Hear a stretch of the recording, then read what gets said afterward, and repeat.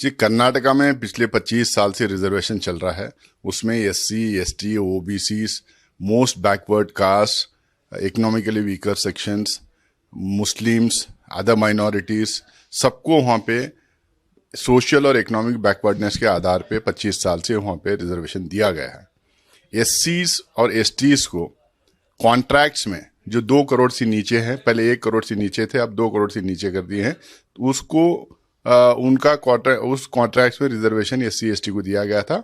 अब जो है बैकवर्ड्स, मोस्ट बैकवर्ड्स, माइनॉरिटीज को भी वो एक्सटेंड किया गया है, ताकि हमारा देश में जो डेवलपमेंट हो रहा, जो प्रोग्रेस हो रहा, जो बहुत सारे स्कीम्स प्रोग्राम्स बनते जा रहे हैं, उसके हिस्सेदार उस स्टेट के सारे सेक्शंस को उसका फायदा मिला, वो हिस्सेदार उसमें बने। इसीलिए सारे ही बैकवर्ड एससीज, STs, OBCs, most backward OBCs, minorities, all minorities are given reservation in this.